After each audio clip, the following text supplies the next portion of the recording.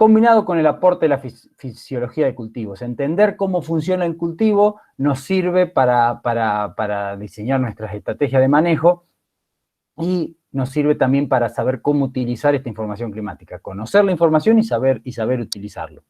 Van a ver que no es nada novedoso, es información que ustedes o acciones que ustedes realizan cotidianamente, directo o indirectamente, simplemente las quiero ordenar un poco y que luego discutamos al respecto. Entonces, primero repasemos algunos conceptos de fisiología de cultivo focalizados en el cultivo de trigo. El primero es la relación lineal y positiva que existe entre el rendimiento de un cultivo y el número de granos. A mayor número de granos que fija nuestro cultivo de trigo, ya sea por más granos por espiga, por más espigas, por unidad de área, mayor es el rendimiento. Y, en segundo lugar, juega un rol el peso de los granos, ¿no? Para un mismo número de granos, si logro un mayor peso, vamos a tener un mayor rendimiento. Es de una jerarquía menor, el principal componente es el número de granos.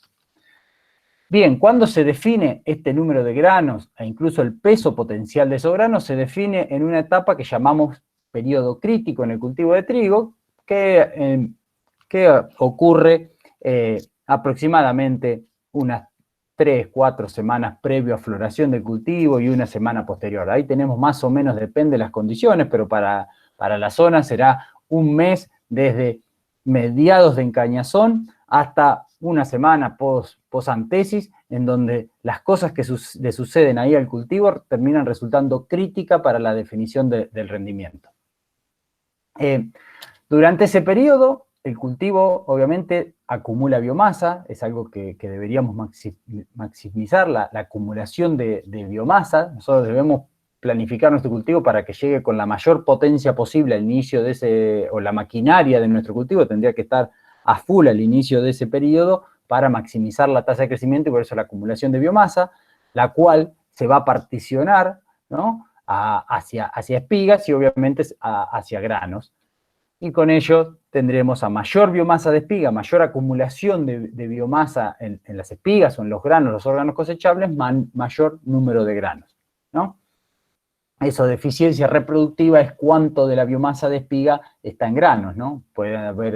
Hay cultivares que tienen mucho chaff, mucha luma, lemas, y otros que tienen menos, y hay algunos factores que lo pueden influenciar, como los que les voy a mencionar ahora. Puede acumularse mucha biomasa en espiga y tener pocos granos.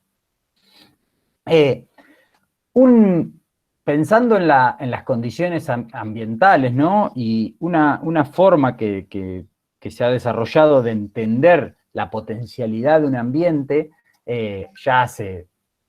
tienen mi edad, ¿no?, tienen más de 35 años, es analizar la generación del rendimiento y principalmente la determinación del número de granos en función de algo que se llamó cociente fototermal, que no es otra cosa que la relación o un cociente entre la radiación, la luz que llega durante el periodo crítico, y la temperatura. ¿Por qué toma estos dos factores ambientales? La radiación desde el punto de vista del crecimiento del cultivo, de la fotosíntesis del cultivo, la acumulación de biomasa o la economía del carbono principalmente, y la temperatura desde el punto de vista del desarrollo.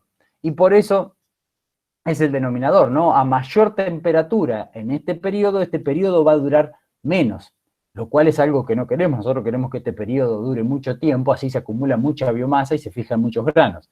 Entonces, la temperatura juega un rol como denominador, es decir, mayor temperatura, menor número de granos, menor temperatura, mayor número de granos, y la radiación tiene un efecto lineal, ¿no? Es el numerador. Mayor radiación en esta etapa, tenemos días más despejados, ¿no? Esto piense que está ocurriendo en septiembre, octubre, ¿no? Días con mayor elefanía, mayor número de granos. Se puede ajustar para algunas regiones, principalmente regiones más marginales, donde el déficit hídrico juega un rol más importante. Se puede mejorar la aproximación teniendo en cuenta la fracción de radiación directa y difusa, y también el déficit de presión de vapor. Pero en términos generales, ustedes piensen que lo que nosotros queremos es ubicar el periodo crítico, la determinación del número de granos de nuestro cultivo en días relativamente frescos con mucha radiación. Bien, entonces, ese cociente fototermal, como les dije, influye directamente a mayor cociente fototermal, mayor tasa de crecimiento del cultivo. Entonces aquí le muestro la relación entre el número de granos e incluso también el peso potencial de esos granos, porque se definen hay solapamiento en la definición de estos componentes, en función de la tasa de crecimiento del cultivo. Y vemos una relación lineal. Mayor tasa de crecimiento del cultivo en el periodo crítico, mayor es el número de granos que fijó nuestro cultivo y por ende mayor la potencialidad de rendimiento. Ahora bien, ¿cómo entran en juego las temperaturas o el déficit hídrico o exceso hídrico? Cuando estas temperaturas son temperaturas que llamamos no estresantes serían temperaturas en el rango de temperaturas por encima de 15, 20 grados y no más de 30 y que no haya máximas que superen los 32 grados. Son temperaturas altas para trigo, pero no algo no extremo y algo que ocurre tranquilamente en nuestra región. Aquí lo que vemos es como cuando aumentan esas temperaturas, podemos ver que la tasa de crecimiento es menor y por eso el número de granos. ¿Por qué tiene doble flecha? Porque estos son los que llamamos efectos reversibles, ¿no? Afectan principalmente el crecimiento y el desarrollo y puede haber una parte del periodo crítico con alta temperatura, baja tasa de crecimiento y después las temperaturas son más frescas y la tasa vuelve a crecer y entonces tenemos una cierta reversibilidad del proceso. Algo parecido ocurre con un déficit o un exceso hídrico moderado. Ahora bien, cuando tenemos temperaturas estresantes, como puede ser la ocurrencia de una helada o la ocurrencia de un golpe de calor, temperaturas por encima de 32, 35 grados, la tasa de crecimiento del cultivo nos afecta mucho, pero el número de granos se nos cae marcadamente. Ahí se nos está afectando, eso que yo decía en un momento, la eficiencia reproductiva, ¿no? Nos pueden quedar espigas vanas, ¿no? Y ahí son procesos, los efectos son irreversibles porque estamos actuando sobre procesos reproductivos. Se mueren flores, por ejemplo, y en nuestro número de granos y peso potencial cae marcadamente. Bien, ¿con qué información contamos para reducir esta incertidumbre climática y tratar de posicionar nuestro periodo crítico en la mejor condición posible dentro de lo que nos permite nuestro ambiente y llegar a ese periodo crítico con el cultivo en las mejores condiciones posibles, ¿no? Obviamente, de nada sirve que el periodo crítico o cuándo va a ocurrir el periodo crítico esté bien planificado y después yo hago un cultivo que, no sé, lo siembro en un suelo o en condiciones malas y entonces el establecimiento es mala, no lo fertilizo o todas las cosas que se les ocurran y que podemos revisar. Y aquí es donde entra en juego las tecnologías de información y en este caso información climática, que las separo en tres tipos de información: la climatología, que es mirar un poco más hacia atrás, mirar el pasado; el diagnóstico o el monitoreo, que es mirar las condiciones actuales, mirar el presente; y los pronósticos, ¿no? Los pronósticos, seguramente cuando alguien piensa en información climática, pronósticos es de las primeras cosas que anota, ¿no? Bueno, es una de las fuentes de información y es más pensando en el futuro. Van a ver que la utilizamos, obviamente, nos sirve para contextualizar, pero no es la única fuente con la que se debería basar una planificación de un cultivo, o en la que se debería basar, perdón. Bueno, la climatología. ¿Qué es la climatología? Conocer las condiciones más frecuentes y la variabilidad de una región. Es decir, tener una idea de, obviamente, lo ideal sería tener datos, ¿no? Y esos los pueden generar alguien teniendo los datos históricos de su establecimiento, midiendo con un pluviómetro casero, ¿no? O puede tener una estación meteorológica mucho más sofisticada y entonces, o tener datos de una estación meteorológica oficial cercana, y entonces uno conoce cómo son las distribuciones y los valores más frecuentes de temperatura, de radiación, incluso de fotoperiodos, si quisiera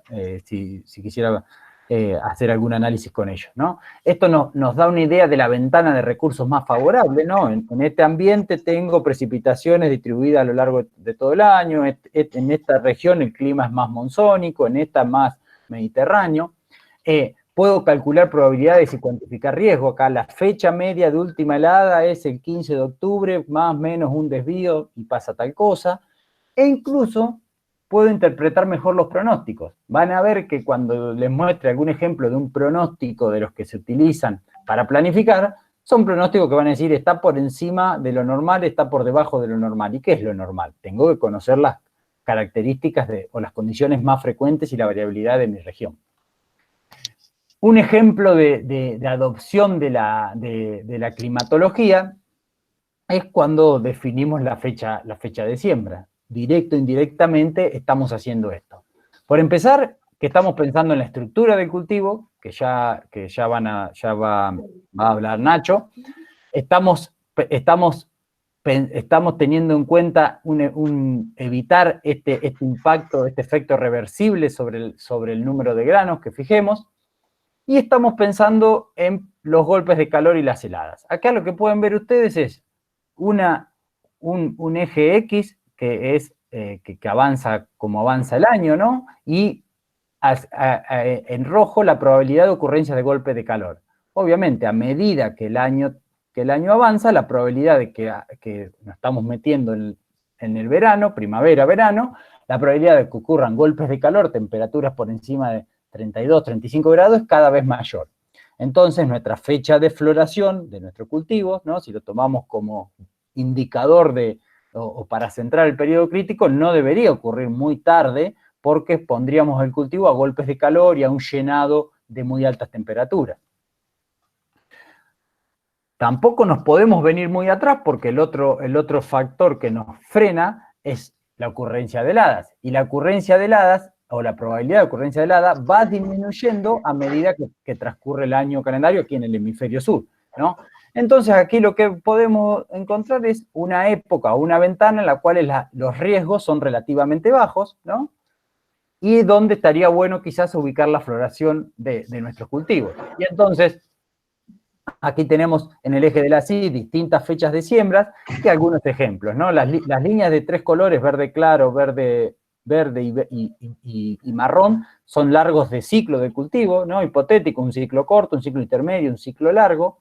Y, por ejemplo, si yo quiero ubicar en esta ventana, ¿no? Si quiero ubicar mi ciclo largo en esta ventana, debería sembrar alrededor del 15, 20 de mayo, debería estar sembrando ahora.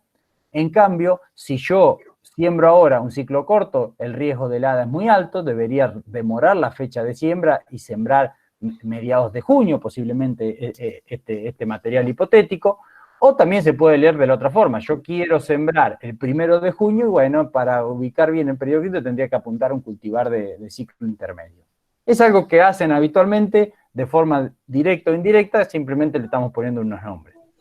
Un ejemplo de esto, o algo que tiene una herramienta que tiene metido detrás de esto, es los modelos Cronos desarrollados en la FAUBA, que tienen climatología para predecir la fenología del cultivo, ¿no?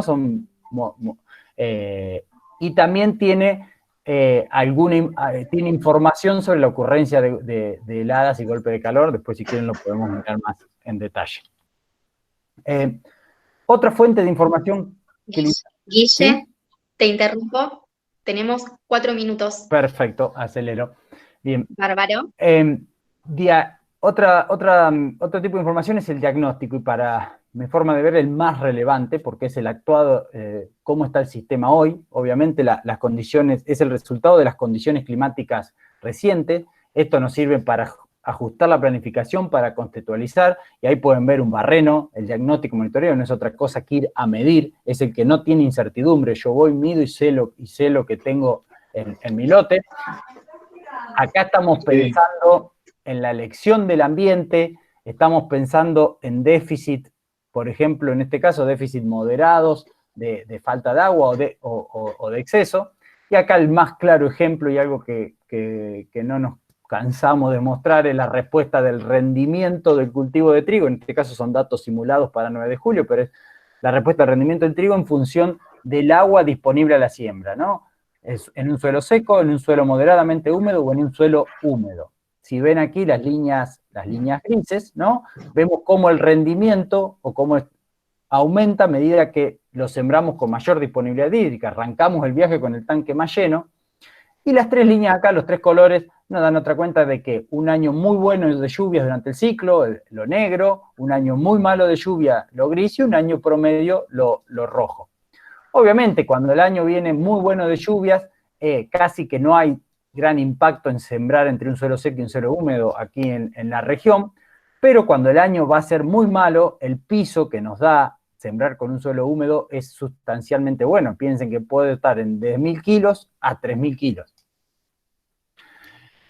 Otro aspecto de diagnóstico que cobra cada vez más relevancia, dada la alta preponderancia que hay en nuestra hiperllanura pampeana, es la profundidad y calidad de la napa freática. En aquellas situaciones donde la napa está relativamente somera, es importante medir la profundidad y la calidad de esa napa para planificar, ¿no? Entonces tenemos napas muy profundas que no afectan para nada el cultivo, napas a profundidades en las cuales el cultivo puede acceder a ese agua, eso nos da una gran capacidad buffer, o napas demasiado someras, donde el cultivo ya sufre problemas de anegamiento.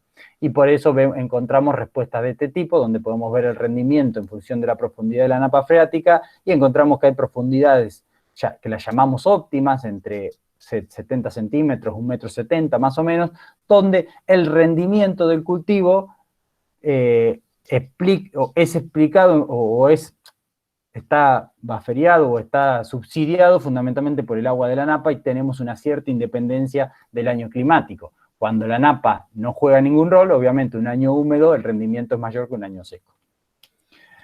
Bien, los pronósticos dan una pista de las condiciones más probables, pero lo menos probable puede ocurrir. Piensen, dan una tendencia, pero no te dicen el valor exacto. Puede aparecer un cisne negro, y es una tecnología de mediano plazo. Aquí simplemente a la derecha un ejemplo del niño, la niña, porque es un fenómeno interanual, claro fenómeno de variabilidad de cadal interanual que ocurre todos los años, o que se evalúa todos los años, que influye mucho en la región pampeana y nos condiciona en parte cómo es el comportamiento climático, principalmente fines de primavera, verano, y fundamentalmente aquí en la región este de la Argentina.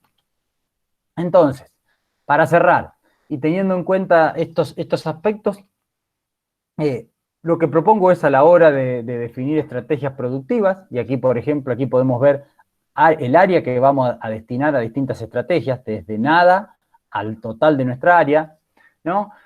Hacerlo en función de, por ejemplo, napa, pronóstico favorable, o una situación intermedia, buena recarga y un pronóstico normal, o una situación más desfavorable, sin recarga y un pronóstico malo. Básicamente aquí estamos pensando en techos altos de rendimiento, en los récords, y aquí estamos pensando en estabilidad, en levantar los pisos.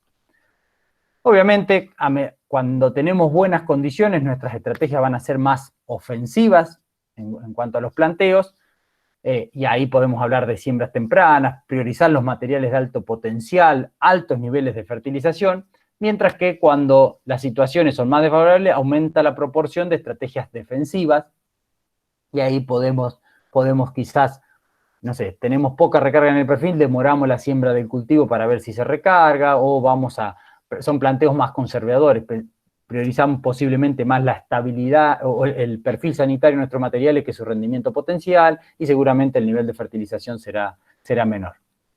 Ahora bien, ¿cómo viene esta campaña en cuanto a la oferta hídrica? Como dije hoy al principio, el principal condicionante de la productividad de nuestros cultivos.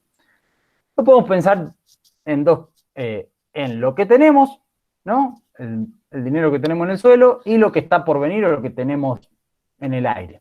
Dentro de lo que tenemos, y es fácil de ir a cuantificarlo, está la recarga del perfil y la profundidad y calidad de la napa, ¿no? Esto es hacer un diagnóstico, y lo que puede llegar a venir lo miraremos en función de los pronósticos, contextualizado con la climatología o con los registros históricos. En cuanto a las recargas, aquí tengo el balance hidrológico, el BOA publicado ayer. Vemos que en la región en la zona, las recargas en los suelos son muy buenas, ¿no? Tenemos muy buenas recargas, pero siempre me gusta estas figuras muy lindas para que yo acá le esté dando una charla, pero miran en el lote que no tiene incertidumbre y en cada lote puede haber situaciones diferentes, ¿no? Podemos tener alguna limitante o no, y entonces es importante medir, no tiene nada de incertidumbre. Respecto a lo que está por venir, habría que mirar un poco qué consenso hay en los pronósticos climáticos, son los pronósticos de mediano a largo plazo. Aquí tenemos el pronóstico para los próximos meses emitido por el Servicio Meteorológico, da cuenta de que el invierno va a ser relativamente seco, ¿no? Un poco normal a un poco, o lluvias un poco inferiores de lo normal, ¿no? Si hay en situaciones, obviamente, en aquellos lotes que están con mucha agua, con algún problema quizás de piso muy barroso para sembrar, se avecina menos lluvias, así que puede ser bueno desde ese punto de vista. Cuando miramos algún modelo o algún modelo internacional, como los de IRI, vemos que para septiembre, octubre, noviembre, ¿no? Que son los meses críticos que nos interesan, las situaciones de normal a levemente inferiores, ¿no? Bastante normal la situación, de normal a un poco menos de lo normal. Si miramos los pronósticos del Niño, aquí pueden ver muchos modelos, miren la línea roja. Para septiembre, octubre, noviembre, va a estar por debajo de 0, va a ser una situación de neutral o de niña débil. Igualmente la niña, y más en la región, no tiene gran impacto sobre el rendimiento del cultivo de trigo. Al contrario, puede ser relativamente bueno, porque por ahí un poco menos de precipitaciones, si tenemos buenas recargas, lo que hace es que haya días más despejados y tengamos mayor radiación, y como les conté al principio, eso es bastante interesante y bastante bueno para el cultivo de trigo. Y aquí simplemente traje algo de climatología, de cómo es, cuando es un año niña, cómo es la situación. Si es que llega a ser una niña, va a estar levemente por debajo de lo normal, algunos milímetros por debajo de lo normal, pero no mucho más.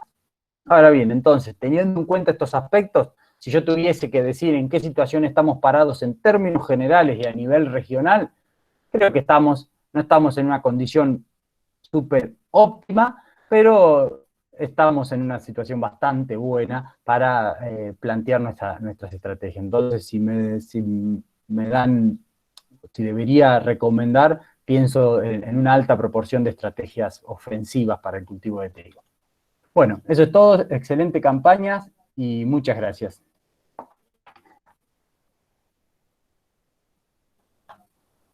Bueno, Guille, muchísimas gracias, muy clara la disertación. Tenemos una pregunta para vos en el chat, si la querés.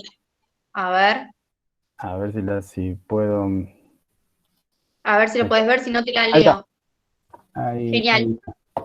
Ahí está. ¿La de Luis? Sí, la de Luis. Sí. En la práctica, ¿de dónde podemos obtener datos de coeficiente fototermal para la zona norte de Buenos Aires? Así podemos ir elaborando el cuadro de situación bien. Los datos de agua útil los obtengo de la... Bien. Bueno, arranco de atrás para adelante. Los datos yo si quieren, esta presentación la pueden compartir, tienen link a las fuentes esas de información. Ese balance está en la página del Servicio Meteorológico, pero como les dije, mi recomendación para lo que es agua del suelo es ir y medir. No hace falta hacer mediciones en laboratorio, si no pueden, al tacto, entrenándose un poco, son bastante confiables. En cuanto a los datos de temperatura y radiación, no están del... Sí, ahora creo que hay datos disponibles de temperatura. De radiación en las estaciones de servicio meteorológico es más difícil porque por lo general las estaciones tienen heliofanía y hay que convertirlo a radiación. Si quieren mirar valores históricos, un sitio que les recomiendo es entrar a los datos de NASA Power, por ejemplo, que son datos satelitales. pueden tener algo menos de precisión, pero te permitiría caracterizar. Y si no, la otra es tener una estación meteorológica, que qué sé yo, pero capaz que sale, no sé, capaz que con 10.000 o 15.000 pesos se puede comprar una estación meteorológica. Eso es no tengo muchos valores ahora en la cabeza de eso. Pero para acceder a datos más históricos, o también casi en tiempo real, los de satélite, de NASA Power. No hay ninguna más, ¿no? No, no hay otras preguntas. Se cortó la última parte donde decías datos reales en tiempo real, se cortó justo. Si lo podés repetir, gracias, Guille. Que los que recomendaba esos datos satelitales de NASA Power, por ejemplo, son casi en tiempo real. Tenés datos de ayer, de antes de ayer. Como una forma rápida de acceder a la página. Justo hoy estuve bajando, anteayer no andaba, justo hoy estuve bajando algún dato, pero son de satélite, no son medidos con estación meteorológica. Buenísimo, muchísimas gracias.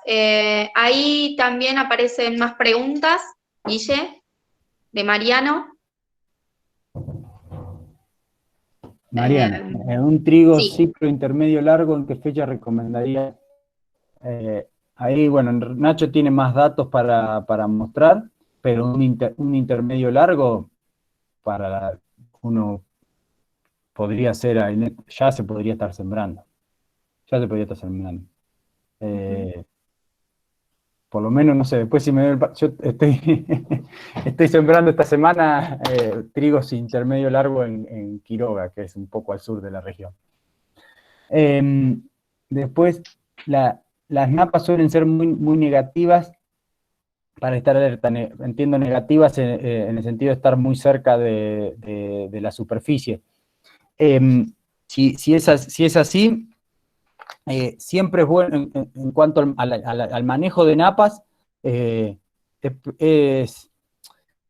importante, o algo que dice siempre Esteban Jovashi, del GEA con los que trabajo siempre, que es bueno trabajar cuando el vaso está medio vacío que cuando está medio lleno.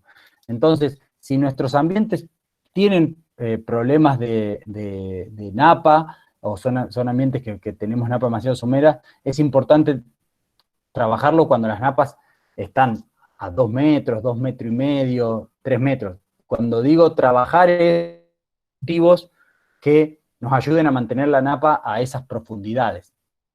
Y ahí estoy pensando más en intensificación agrícola, ¿no? Nuestro problema, las napas en nuestra región, en una hiperllanura como la pampeana, las napas están relativamente someras porque tenemos a tener un balance hídrico positivo. Las precipitaciones superan a la evapotranspiración de la vegetación. Entonces, cuanto más intensifiquemos nuestra agricultura, mayor consumo de ese agua y las napas pueden estar más bajas. Mirándolo de eso y sin mirar todos los otros factores que entran en juego. Así que cuando una napa está muy, muy somera, tenés napas 50 centímetros y casi que con manejo agrícola muchas cosas no podés hacer. No podés hacer. Y después, si no, bueno, si hay establecimientos mixtos donde la proporción de pasturas es importante, sí, eso te sirve de capacidad buffer y ahí se pueden hacer arreglos espaciales para mantener la napa relativamente baja. Siempre piensen que la napa es un bien compartido, entonces muchas veces si yo solo en mi establecimiento hago algo y el resto no hace nada, no tengo mucho impacto. Dani Miralles. El SIGA de datos en tiempo. Sí, Dani, sí. El SIGA de INTA tiene datos en tiempo real y esos son de estaciones. No sé si tiene radiación, no me acuerdo si tiene radiación el SIGA INTA, pero quizá tiene heliofanía y se puede convertir fácilmente heliofanía en radiación con alguna formulita. Es otra fuente recomendable. Humedad al tacto en suelo, importante que sepan que suelo está hablando y hay que conocerla totalmente. Para los manuales de humedad al tacto el principal factor que tienen es la textura del suelo, ¿no? Como, tan bueno que son manuales con dibujitos, ¿no? Que se te forman las manos de acuerdo a la textura del suelo y qué contenido de humedad tiene. Preguntaba por qué este año tengo comprado trigo Bioceres Basilio. Bueno, el basilio es bastante, sí, es intermedio largo. Estamos en fecha para empezar a sembrar. Si la napa está a 2 metros, ¿qué manejo agrícola recomendás o qué cultivo? En la zona y viendo datos muchos datos de la chacra Presid, datos de Nacho, podemos pensar en dobles cultivos agrícolas o dobles cultivos con un cultivo con otra finalidad, un cultivo de servicio, pero la idea es tratar de tener el suelo el menos tiempo posible descubierto. Esa sería la idea, tratar de tener el suelo la mayor cantidad del tiempo cubierto, un índice de utilización lo más alto posible. Esa podría ser la estrategia. Después, ¿qué cosas de las que hemos a veces evaluado o incluso simulados? Bueno, por ejemplo, voy por los que acá si tenés napas muy cerca, tenés que activar la bomba, tenés que poner una bomba muy buena. Y por ejemplo, en ese caso, una estrategia recontra útil en otras regiones, o de donde yo vengo, de Río Cuarto, como por ejemplo es el maíz tardío, es una bomba muy pequeña, y el maíz tardío no va a contribuir mucho a consumir agua y que se depriman las napas. Siempre, por ejemplo, ahí surge siempre una discusión que hago las napas relativamente cerca, espero que entrada la primavera que bajen y voy a maíz tardío, o siembro ahora un maíz temprano y que ya empieza a consumir. Si podés sembrar el maíz temprano y no corres obviamente riesgo de que se pierda porque es una alta inversión, hace un maíz temprano, en ese caso. Y después, bueno, podemos mirar cada situación en particular. Pero la idea es poner cultivos para consumir agua. Muy bien, muy claro, Guille.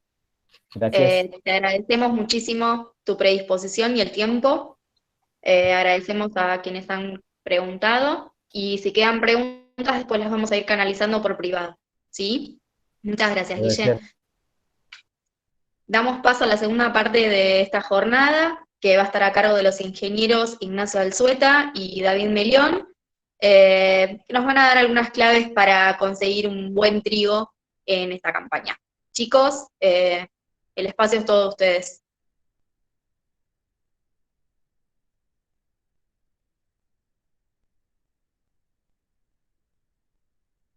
Nacho, David, ¿están por ahí?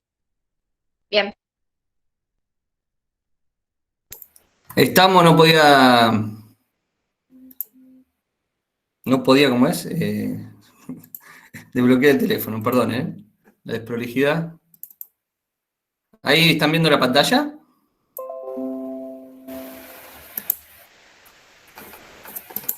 Ahora la vemos, Nacho.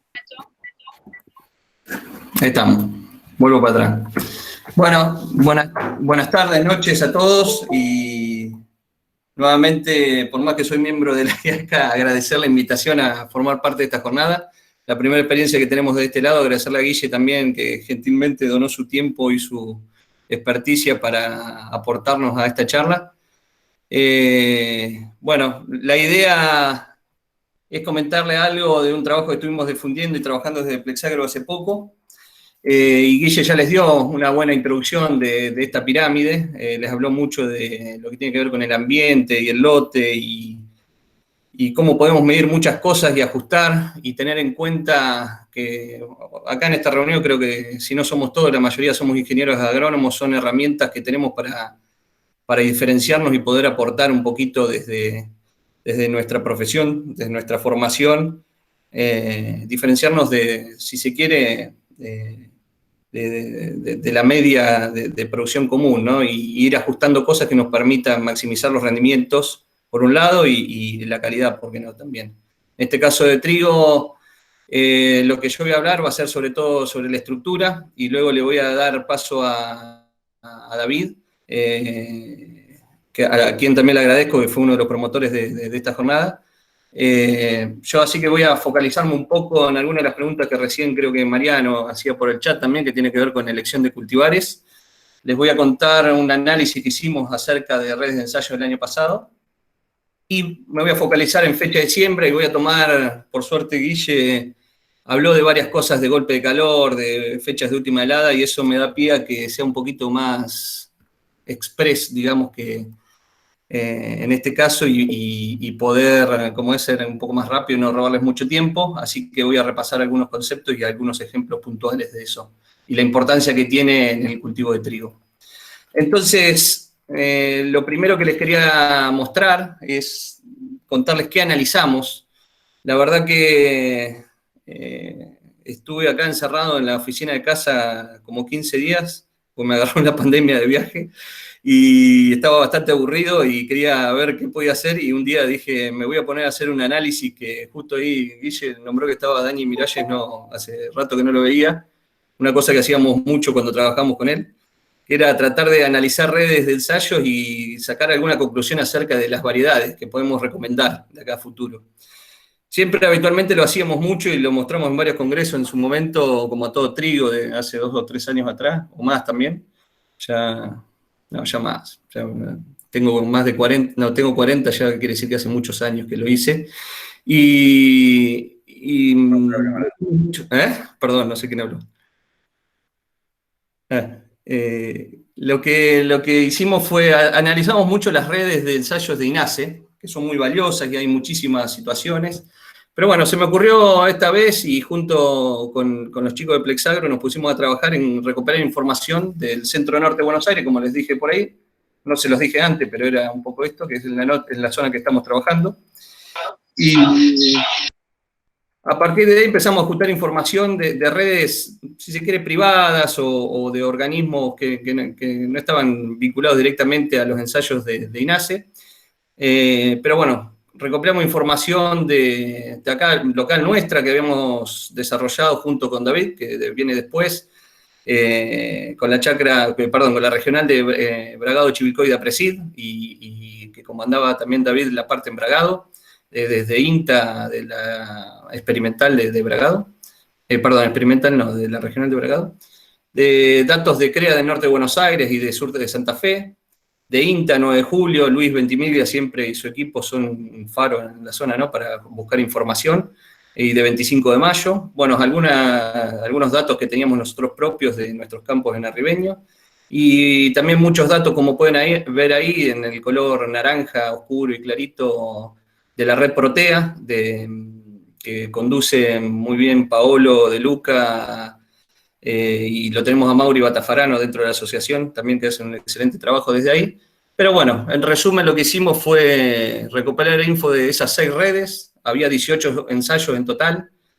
En esas redes se evaluaron 17 variedades de ciclo intermedio largo, todo lo que vean con IL va a ser intermedio largo de aquí en adelante, 15 variedades de ciclos intermedios a cortos, y había algo de disponibilidad de nutrientes contrastantes que yo no me voy a meter hoy porque es un tema que David nos va a contar un poco, pero si no les llegó este análisis, esta información, después se la podemos difundir. Pero bueno, ahí si quieren verlo en detalle después, a posteriori, se ve la cantidad de variedades que se evaluó en cada uno de los sitios. Como pueden ver, pudimos en lo que es esta zona centro-norte de Buenos Aires barrer un buen número de casos. Así que bueno, yendo puntualmente a ver qué es lo que pudimos observar de esta red, y tengan en cuenta que fue para campaña 19-20 toda la info que recopilamos, y eso quiere decir que tengan cuidado, porque más allá de la variabilidad ambiental, de fechas de siembra y todo lo que puede haber entre estas redes y cada uno de los ensayos que la formaban parte, puede haber una variabilidad entre años que lleve a que por alguna conclusión que tomemos acá no sea exactamente esa, pero indudablemente vamos a ver una buena tendencia de esa cantidad de datos. Y yo les voy a ir mostrando acá cuáles fueron los cultivares de trigo que se destacaron el año pasado en todas estas redes, y se lo voy mostrando de diferentes maneras, como para que tratemos de ir viendo como técnico que podemos analizar la información de diferentes maneras y podemos captar datos que pueden ser interesantes para la toma de decisiones. Por un lado, lo que por ahí habitualmente solemos hacer, y más rápido agarramos el promedio el promedio de cada cultivar en todos los ensayos, y acá les aclaro que lo que hicimos fue filtrar los cultivares que al menos estaban presentes en 13 ensayos de esos 18. Por lo menos tienen que estar en 13 de esos 18 como para que nosotros lo mostremos acá. Porque por ahí había algún caso que había estado en 1 o 2 ensayos y capaz que tenía el máximo rendimiento y la verdad que seríamos muy tendenciosos de esa manera. Por lo menos acá podemos promediar algo más general. Fíjense, los rendimientos, nada, tanto a la izquierda tienen los ciclos intermedios largos, y por ejemplo, no sé, las variedades que se destacaron mucho fueron Baguette 620, como Obvio Ceres Guayabo, MS INTA 119, sobre Don Mario Algarrobo, que como todos conocemos es una de las variedades de ese ciclo que más se siembra no solo en nuestra zona, sino en todo el país, por lo tanto es, si se quiere, nuestro testigo de esto, nuestra referencia. Lo mismo pueden observar a la derecha, entre los intermedios a cortos, y donde Don Mario Seibo suele ser nuestra referencia, que quedó rankeado en el segundo lugar con este tipo de análisis, y solamente fue superado en ese caso por Baguette 550. Bueno, y ahí tienen algunas otras alternativas que anduvieron muy bien en estos ensayos. Después, bueno, ¿qué otra cosa puede ser interesante? Porque esto es el promedio y siempre nos quedamos con este dato, decir, bueno, si yo miro esto, voy derecho a los que están hacia la izquierda seguramente, después tendré que ver si conseguimos o no de esa variedad. Justo la pregunta que andaba dando vueltas hace un rato de Basilio, no está Basilio entre estos cultivares, mala suerte, pero bueno, estaba en 4 o 5 situaciones, pero nada, claro que había tenido un muy buen comportamiento. Así que bien. Otra manera que lo podemos ver, y acá ya lo que metemos es un poco de la variabilidad que tiene cada uno de esos genotipos. Están en el mismo orden y fíjense, con estas cajas con bigotes, como le llamamos habitualmente, lo que está dentro de la caja son el 50% de los datos de cada uno de esas variedades. Lo que voy a hacer, perdonen la desprolijidad, pero creo que hay un puntero, ¿no? Yo vi que Guille lo usaba, muy canchero, ahora lo tengo. No, pero lo que les decía, quería decir que si esta caja es chica, quiere decir que hay poca variabilidad, y que esté a la izquierda y con una caja de un tamaño relativamente chico, no está hablando de una muy buena característica. Después hay otros casos, tal vez, como podemos ver, no sé, en este caso Ñandubay, que tiene mucha variabilidad, si bien tiene un muy buen comportamiento promedio. Pero bueno, les repito, ciclos intermedios largos acá a la izquierda, intermedios cortos a la derecha, y un poco cuáles fueron los cultivares que más se evaluaron y que más se destacaron el año pasado, en las 19-20. A ver. Continúo, y un poco para mostrarles algo que a mi entender por ahí es una de las maneras que podemos resumir de mejor manera todo esto de esta información, es cada uno de estos cultivares lo relativizamos al promedio de rendimiento de cada uno de los ensayos que tuvo. Entonces, ahí eso nos dice, si se quiere, relativamente cómo se comportó en todos lados. Y vemos que sobre la línea del 0, que sería esta que está aquí, solamente se destacaron 3 variedades, que fueron 620 entre los intermedios largos, MS INTA 119 y Don Mario Algarrobo, mientras que el resto estuvieron desde 1,5% por debajo hasta casi un 3% por debajo del promedio de los ensayos de ciclos intermedios largos.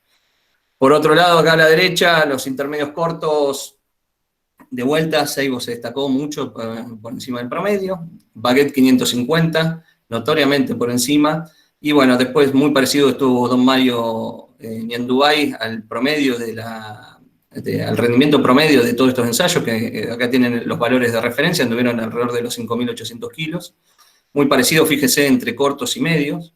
Después vamos Guille algo explicó cuando nos habló de las condiciones que determinaban el rendimiento en un periodo crítico y demás, y ahora vamos a profundizar un poquito más sobre eso cuando hablemos de fecha de siembra. Y bueno, después otras variedades como Klein Baylor y Don Mario Audaz, que son de grupo 1, dentro de los cortos, que están por debajo en rendimiento claramente, pero bueno, tienen la virtud que tal vez otras estrategias, como pueden ser apuntar a calidad, por una bonificación o por algún tipo de estrategia donde sembramos sí o sí ciclos cortos por fechas de siembra, por planificación, lo que sea, son buenas alternativas para tener en cuenta, pero sabiendo que estamos por debajo en cuanto a rendimiento, del promedio por lo menos. Así que bien. Entonces, Otro tipo de análisis que solemos hacer mucho y hacemos mucho en la facultad en su momento, era ver la estabilidad que podía llegar a tener cada uno de estos cultivares. Y acá hay algunos de ellos, y se los enumero no, perdón, pero le quiero mostrar por ahí dos ejemplos. Uno de lo que veíamos, Klein Valor, por ejemplo, de los grupos cortos, que son los puntos verdes estos, tiene que atender una recta con una muy baja pendiente. Quiere decir que a medida que cambia el índice ambiental, cambia muy poco su rendimiento, o cambia en menor medida, mejor dicho, que los otros extremos, como podría ser dentro de los cortos, Don Mario Ñanduay, por ejemplo, que es esta línea negra que va corriendo desde aquí abajo hasta esta situación. Quiere decir que se adapta muy bien a las mejoras ambientales, en este caso. A medida que mi ambiente mejora, sea por una combinación de fecha de siembra, de nutrición, de cómo se dio el Q, y varias cosas que nos explicó Guillermo recién, indudablemente este cultivar empieza a captar mejor esos recursos y lo transforma rápidamente en rendimiento. Por el contrario, lo que pasaba con Klein Valor, pero que ya hablamos un poco de las características de calidad que puede tener. Bueno, acá tienen ordenados de esa pendiente desde los genotipos más estables, si se quiere, como puede ser en los intermedios largos de 620, contra un Bux 120 que parece ser mucho más adaptable, que son los puntos más claritos que están por aquí dando vuelta. Y ahora, tratando de resumirles un poco la información esta, les voy a mostrar un par de figuras que consisten en básicamente, voy a tratar de explicarles cómo es que las construimos, pero lo que relacionamos es el rendimiento del testigo, y ya veníamos hablando cuáles eran nuestros testigos, Don Mario Algarrobo entre los intermedios largos por su amplia difusión y sus muy buenos rendimientos alcanzados durante todas estas últimas campañas, y por otro lado, Seibo dijimos entre los intermedios cortos. Y lo vamos a contrastar contra el rendimiento de otros cultivares, o de nuevos cultivares, podemos decir, que son estos que estamos tratando de caracterizar y ver qué tal funcionan para ver si los introducimos en nuestros planteos productivos de aquí en adelante. Entonces, piensen que esta es la relación 1 a 1 de eso, y si un punto cae sobre esa línea, quiere decir que los nuevos rinden igual que nuestros testigos, básicamente. Ahora, cuando los puntos están por encima, quiere decir que los rendimientos de los nuevos son mayores a los de nuestros testigos. En este caso, aproximadamente, no sé, el testigo rendía 5.500 kilos, los nuevos cultivares estaban en 6.000 y algo, 6.100, 6.200. Bien. Por el contrario, si esos puntos caen por debajo de la línea 1 a 1, para que lo tengan presente, que es lo que les voy a mostrar ahora, quiere decir que los testigos se siguen destacando sobre los nuevos cultivares que estamos evaluando. ¿Y qué es lo que pasó? Para acabar con tanto misterio, tenemos la línea de 1 a 1, esto es Don Mario Algarrobo aquí, y el rendimiento de los otros cultivares, y fíjense que tenemos la línea 1 a 1, y la verdad que tenemos muchos puntos que están por debajo, pero algunos se destacan de estar sobre la línea o por encima, ¿no? Fíjense que hay algunas alternativas, y ahí aparecen muchos los puntos claritos estos, que son MS INTA 119, y Baguette 620, los puntos de color rojo oscuro. Por el lado de los cortos, cuando contrastamos Seibo, que era nuestro testigo, contra el rendimiento de los nuevos cultivares o de los otros cultivares que evaluamos, que seleccionamos de toda esa base grande que habíamos armado, fíjense nuevamente, la gran mayoría de los puntos parecen estar por debajo y hay muy pocos que están por arriba. Se destaca principalmente Baguette 550, que suele estar con rendimientos similares o levemente superiores a lo de nuestro testigo.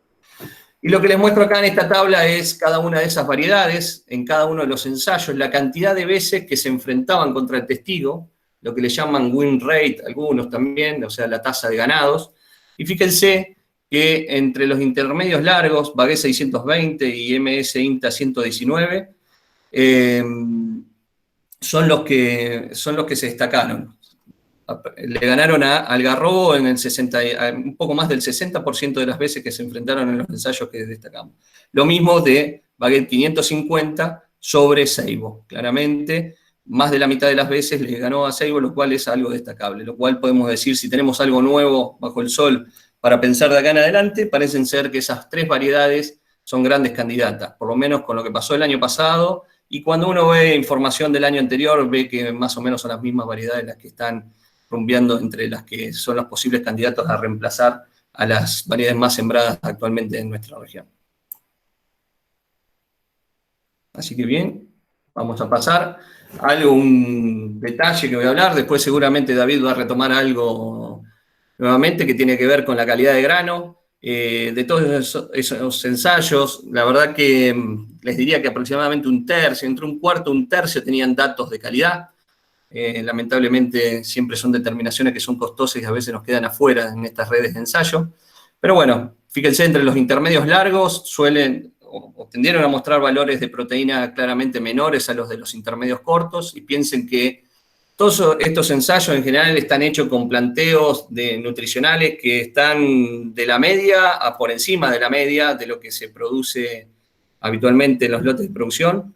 Por eso es que por ahí van a haber valores de proteína que parecen altos para lo que vemos en los lotes directamente, ¿no? Dentro de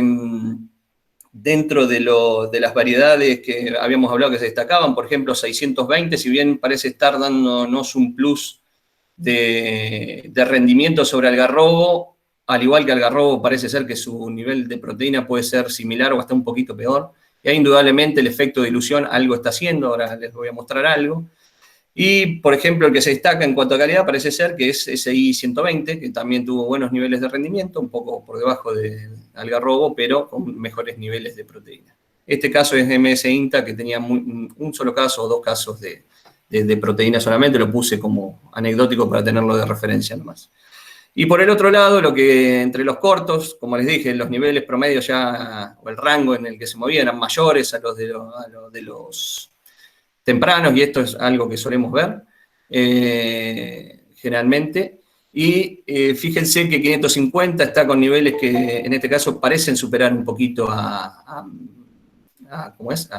Seibo. Y lo que se destacan claramente son los de grupo 1 que habíamos dicho que probablemente tenían menos rendimientos que los otros. Ahí sigo, discúlpenme. Me perdí por acá. Nacho, Sí. Nacho, Diana, tenés 3 minutitos. Gracias, Dai. ¿Listo? ¿Están viendo mi pantalla? No sé qué parte están viendo. Sí, estamos viendo los cuadros que estabas explicando recién. Sí, porque se me salió la presentación, algo pasó. Por acá estoy, ahí estoy. ¿Estás?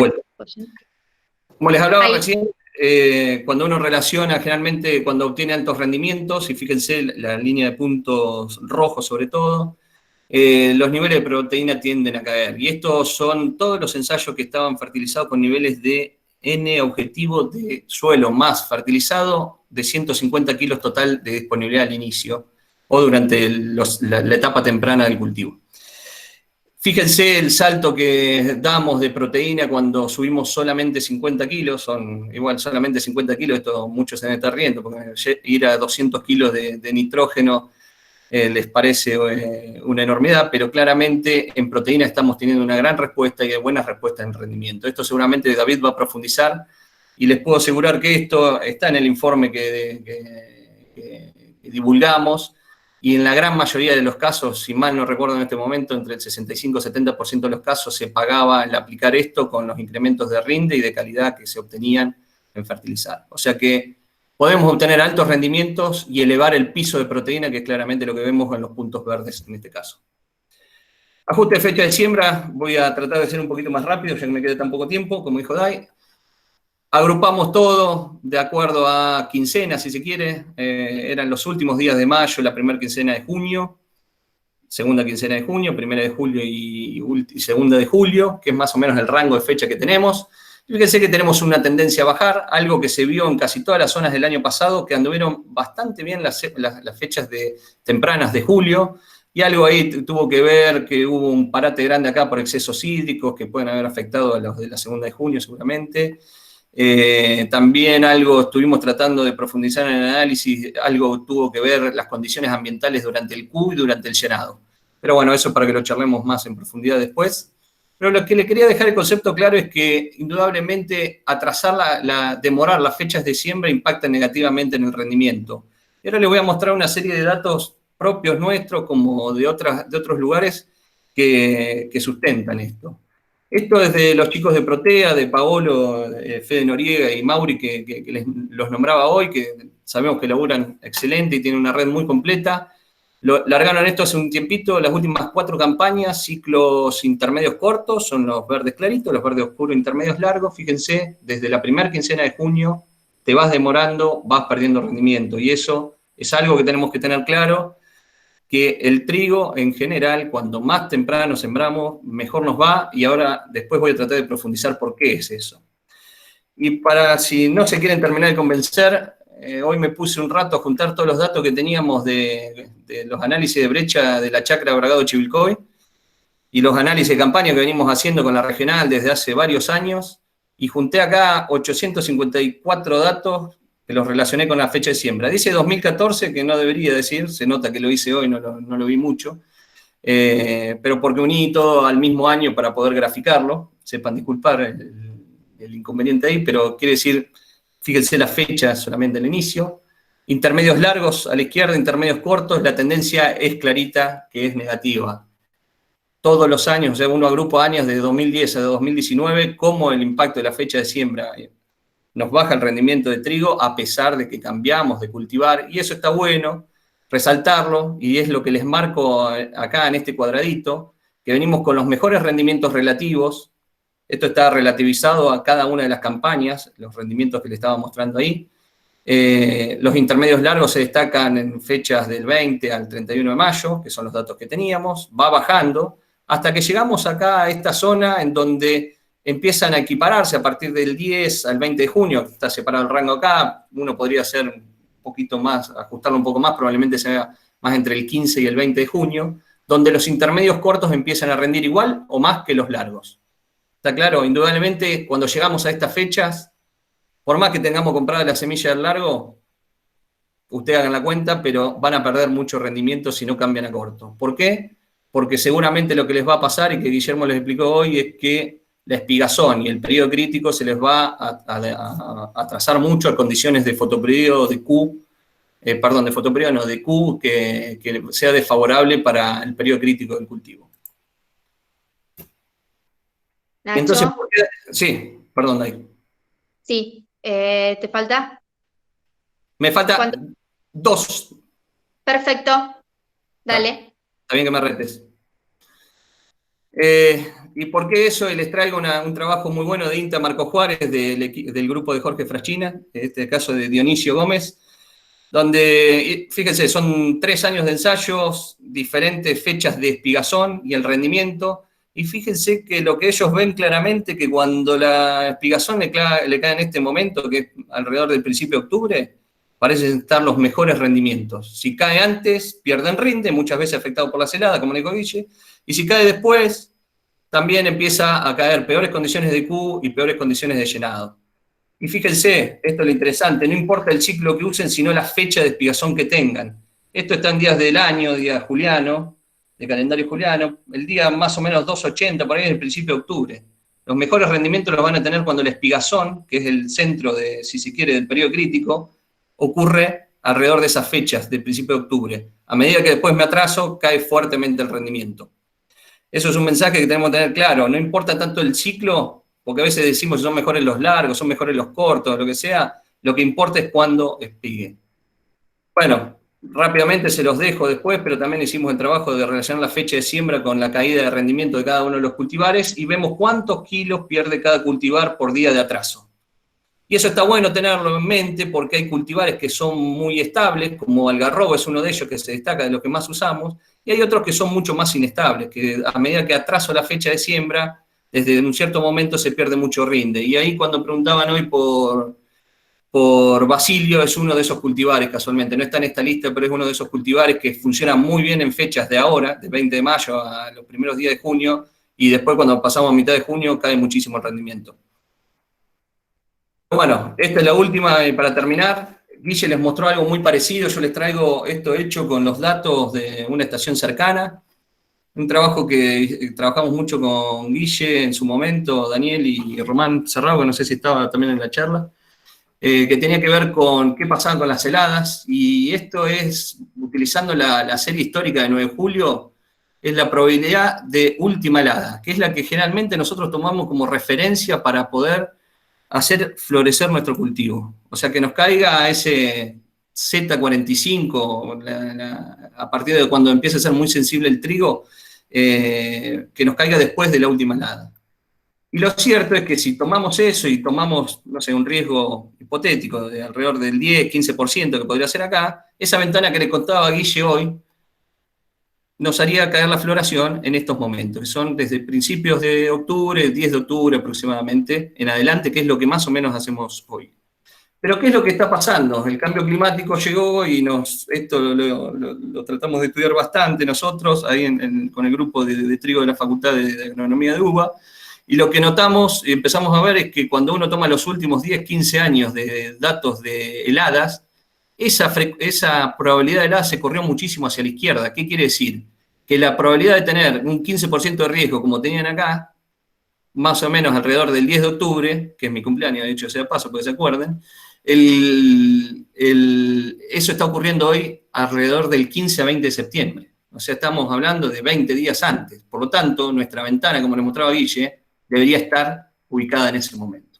Además, lo paso rápido, pero eso, si veo la probabilidad de golpe de calor por este lado, que lo van a ver en el eje de la derecha, siempre va a ser menor si logro, o sea, esa curva, lo que pasó es que se adelantaron los golpes de calor. Por lo tanto, podríamos adelantar la floración del cultivo o la espigación del cultivo unos cuantos días para tener un mejor Q y esquivar los golpes de calor durante el llenado.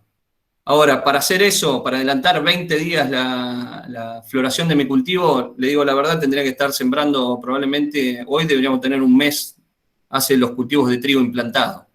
Así que nada, como decía Guille, los ciclos intermedios largos ya estamos en fecha para sembrarlo y eso estamos seguros y lo estamos viendo ya a nivel de lote productor desde hace un tiempo, que podemos sembrar tranquilamente el 15 de mayo con muy buenos resultados.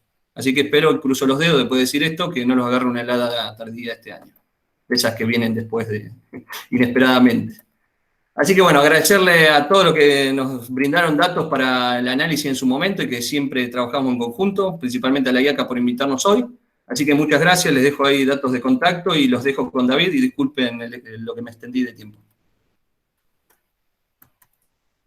Gracias, Nacho, muchas gracias. Bueno, seguimos con la parte de David Melión.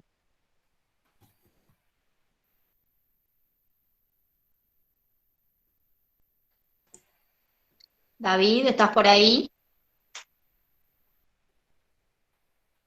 Bueno, hemos perdido a David. ¿Dónde está? Ahí está, perfecto.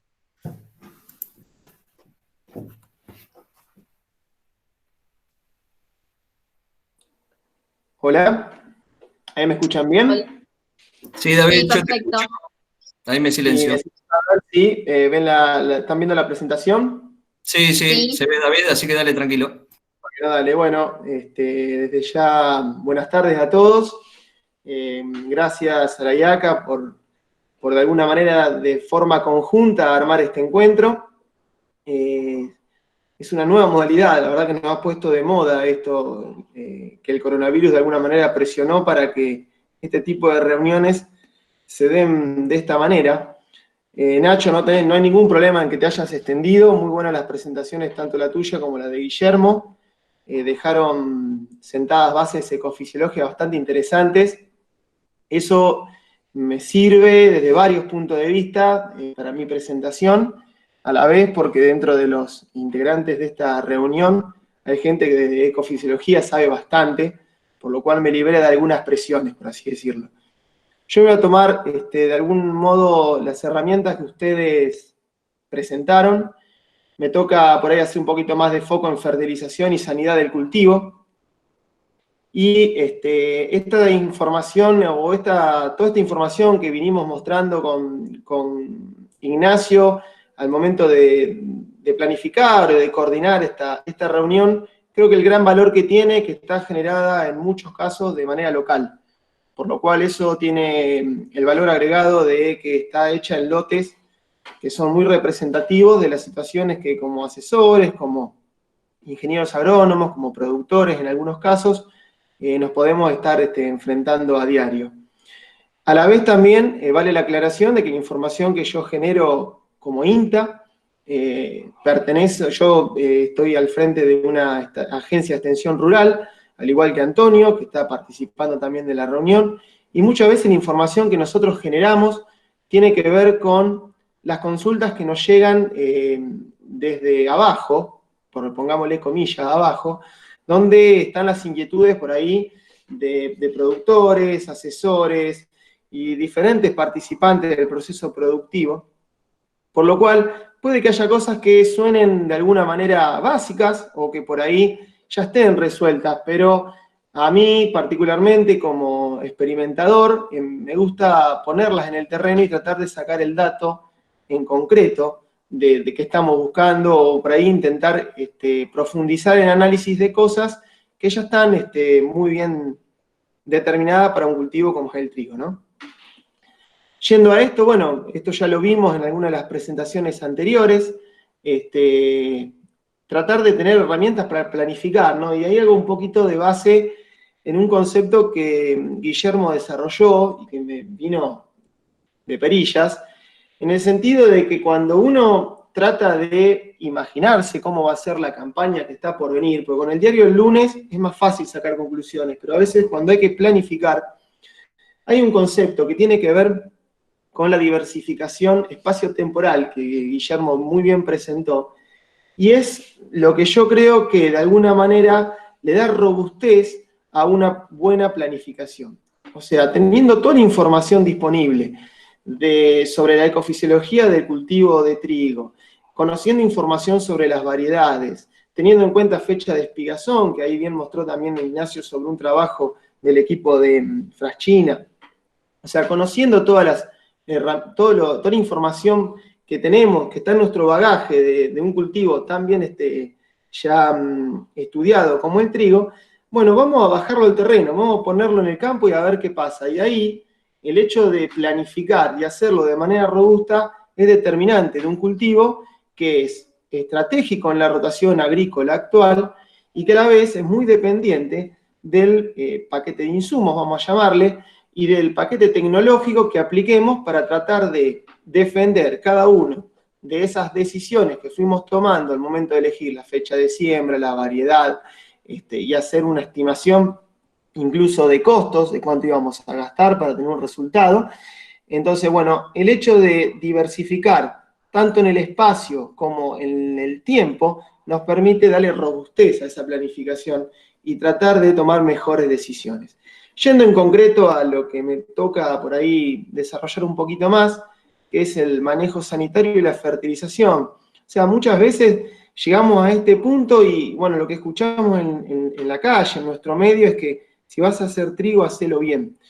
Y vaya que es verdad, porque cuando uno se pone a pensar que dentro de la rotación agrícola tradicional, la rotación de tercios más utilizada durante el último tiempo en nuestra zona, estamos hablando de los cultivos invernales que luego son seguidos por un cultivo estival, o sea, el doble cultivo se ha mostrado históricamente como uno de los más estables, por lo cual no es una ficha que gastemos mal si pensamos en hacer trigo y a la vez, al momento de decidir hacerlo de la mejor manera posible.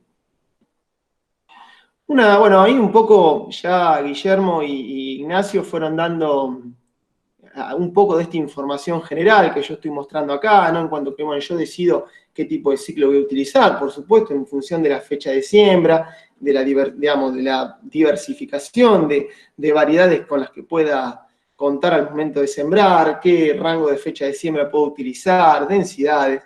Y bueno, obviamente la disponibilidad hídrica al momento de la siembra explica en alto porcentaje los rendimientos que vamos a obtener de trigo y el resto lo vamos construyendo, ¿no? En función del ambiente, en función de la estructura del cultivo que vamos armando para llegar a ese rendimiento alcanzable. Pero pues ahí está la palabra diagnóstico y eso es importante en el sentido que tanto la disponibilidad hídrica como la fertilización merecen un diagnóstico y nuestro trabajo como profesionales a veces yo creo que se menosprecia el momento de salir a proponer manejos de cultivos sin el debido diagnóstico. Y para diagnosticar estas dos variables, tanto la fertilización de un cultivo como la disponibilidad hídrica al inicio del cultivo, al momento de la siembra, para hacerlo de manera diferenciada, de acuerdo al ambiente que nos toque explorar con el próximo cultivo a sembrar, hace falta la herramienta más sofisticada que tiene que ver con simplemente un barreno, como dijo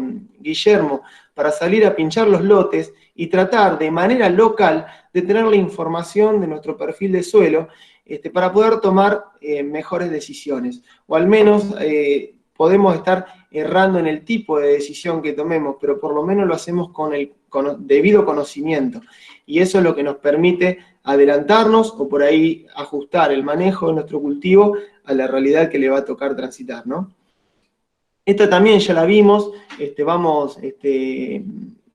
nosotros vamos a estar tomando decisiones que tienen que ver con armar una buena estructura del cultivo en este estadio, para que transite de la mejor manera posible toda esa primera parte del cultivo y que va a repercutir de manera directa en la generación del rendimiento de ese cultivo. Por lo cual es importante hacer foco en todas las decisiones que tienen que ver con implantar bien el cultivo, armar una muy buena antena para poder luego ser soporte de ese rendimiento que tan buscado es al momento de hacer el cultivo, ¿no? La información que voy a mostrar está toda generada por la agencia. Trabajo sobre 2 sitios de experimentación en la zona de Bragado Alberti, sobre el corredor de la 5. Este es uno de ellos. Son fotos del año pasado, de la campaña 2019. Trato de trabajar en microparcelas, utilizando sembradoras y cosechadoras experimentales, tratando de siempre hacer repeticiones. Y bueno, y eso me da la posibilidad de multiplicar muchos ensayos. Y este fue sobre Ruta 5, en la entrada de Mechita, antes de llegar a Bragado. Y el otro sitio de experimentación lo tengo en conjunto con el criadero Klein, en Pla, en la localidad de Pla. Por lo cual, obviamente, en una agencia unipersonal como es la de INTA Bragado, todo esto se hace con la colaboración de mucha gente. Hay un equipo de trabajo que realmente se pone la 10 y me brinda herramientas, apoyo, conocimiento para poder llevar adelante todos estos ensayos que hicimos. Ya van 2 campañas. Yo voy a presentar algunos ensayos que son 2018-2019. Todos hacen hincapié en la fertilización, en el manejo del cultivo. En este caso, los de manejo no los voy a mostrar porque si iba a ser muy largo y no era lo que habíamos charlado previamente. Pero bueno, y como yo le decía hoy al inicio de la charla, el hecho de hacerlo de manera local también nos permite utilizar estos cultivos, estos ensayos, para ir viendo en tiempo real qué es lo que nos pasa desde el punto de vista sanitario, desde el punto de vista de cada campaña. Tuvimos, por así decirlo, la particularidad de estas últimas 2 campañas de ser un poquito contrastantes desde el punto de vista climático, desde el punto de vista de la situación de cultivo que le tocó transitar a los trigos durante 2018 y 2019, y eso también nos permitió darle un poquito también de robustez a la decisión de repetir los ensayos al menos 3 años, para tratar de seguir generando información que no tenga que ver con un solo sitio o con un solo año climático, sino que podamos hacerlo un poquito más fuerte y más fácil para sacar una conclusión si es que la podemos sacar. A veces no hay una única conclusión, no hay una receta, y creo que esto es lo que agronómicamente nos tenemos que proponer para manejar nuestros ambientes productivos. Vamos por el 3er año, ya está planificado el sitio de experimentación con criadero Klein, ya se están empezando a sembrar los ensayos, y probablemente en Bragado también lo haga la semana próxima. Así que bueno, es un poco la idea de juntar datos, ¿no? Estas son, bueno, algunas fotos de las parcelas sobre las que vamos trabajando. Siempre tratamos de trabajar sobre muchas variedades, en 2 fechas de siembra que tienen que ver con el largo de los ciclos. Por supuesto, tratamos de ubicar una de las fechas de siembra para los ciclos largos y la otra fecha de siembra para los ciclos cortos, y tratando de replicar lo que el productor va haciendo, y metiéndole conocimiento y mucha interconsulta entre colegas. Bueno, lo que yo decía de las precipitaciones, esto fue bueno porque parte de los ensayos de manejo y de fertilización que yo llevé adelante siempre se ven condicionados, y lo que se ve condicionado es la toma de decisión, tanto por parte de los profesionales como de los productores, al momento de decidir su estrategia de fertilización sobre los cultivos. Entonces, quería poner un poquito en relieve esta diferencia entre 2018 y 2019. Fíjense, ahí están las precipitaciones de uno de los sitios de experimentación donde están realizados los ensayos. Fíjense que si vamos al periodo julio-septiembre, hay una diferencia tremenda en cuanto a la cantidad de lluvia que recibieron los sitios, pero cuando ampliamos ese periodo a mayo-octubre, la cosa se empareja un poquito más. Ahora, eso determinó condiciones distintas para el desarrollo normal de los cultivos en cuanto a la estrategia de fertilización a utilizar, en cuanto a la respuesta del cultivo a esa estrategia de fertilización, y también generó diferencias en cuanto a al momento de la aparición de diferentes enfermedades y a las decisiones que a veces nos toca tomar en cuanto a lo operativo, en cuanto a la logística que tiene que ver con la fertilización y las aplicaciones de fungicidas dentro de los lotes. Este contraste entre las dos campañas fue sumamente interesante porque al venir replicando los ensayos nos permite pararnos en escenarios distintos. Algo que no tenemos que dejar de ver, y estas son palabras de Gustavo Ferrari, que con 200 milímetros de agua acumulados en el perfil y lluvias en mayo y junio tenemos un piso de 4.000 kilos. Luego, por cada 50 milímetros adicionales podemos estimar incrementos de 300 kilos por hectárea de trigo.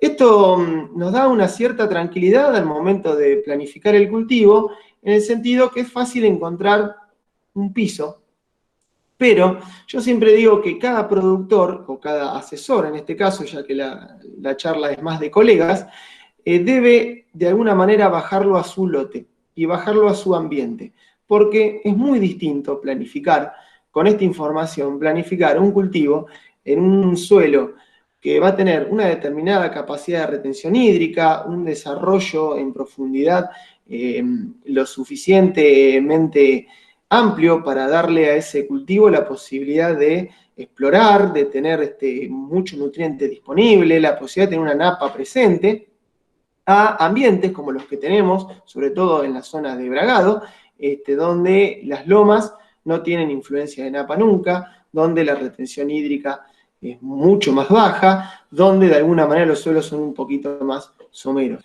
Entonces, bueno, creo que esto es importante, porque ¿qué pasa? Si hoy al principio de la charla hablábamos de que la capacidad de ponerle tecnología a un cultivo, obviamente está atada a un determinado costo, la buena decisión, la buena toma de decisión sobre un ambiente y otro, definitivamente van a generar dos cultivos completamente distintos. Me toca muchas veces recibir consultas de colegas o de productores con variedades de trigo de muy alto potencial, con problemas sanitarios muy fuertes y estar plantados en lote que no tienen la posibilidad de dar un rendimiento soporte a todas esas inversiones. Por lo cual esto es determinante.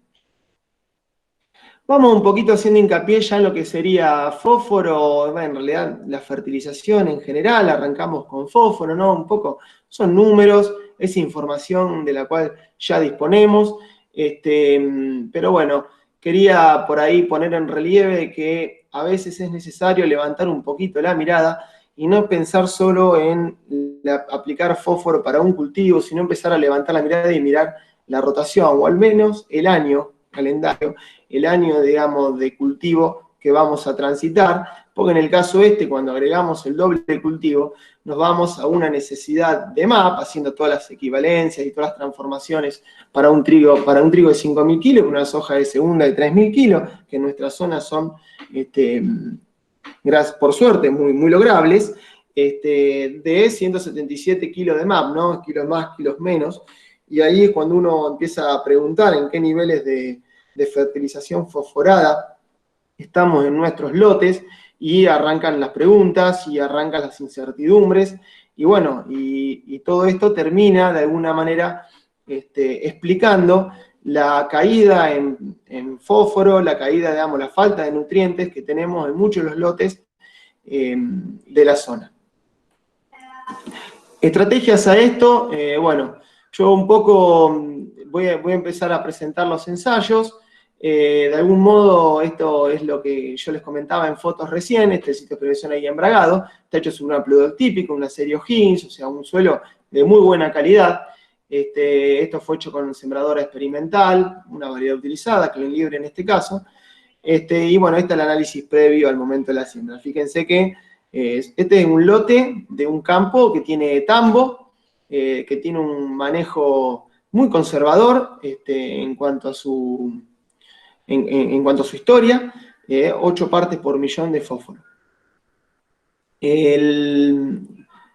ahí lo que por ahí planteé como uno de los ensayos es un ensayo de fertilización aditiva. Es decir, bueno, a ver qué pasa cuando yo empiezo a agregar nutrientes y en diferentes nutrientes. Y fíjense cómo, o sea, porque a veces todavía está como la duda si el cultivo de trigo responde a determinados nutrientes y en la medida en la que responde. Y bueno, un poco estos ensayos tratan de explicar esta pregunta. Fíjense que ahí abajo está en el cuadro de resultados los diferentes tratamientos ordenados de mayor a menor en cuanto al rendimiento obtenido, en cuanto a la proteína porcentual obtenido y la significancia de tratamientos. Y estamos hablando de que si tengo que pararme en una situación promedio, que puede ser la del tratamiento 4, 40 de fósforo elementos, 170 de nitrógeno como una dosis objetivo de N total, eso es el fertilizante, el N del fertilizante más el N del suelo, y 15 kilos de azufre. Estamos hablando hoy por hoy de un costo de aproximadamente 1.000 a 1.200 kilos de trigo.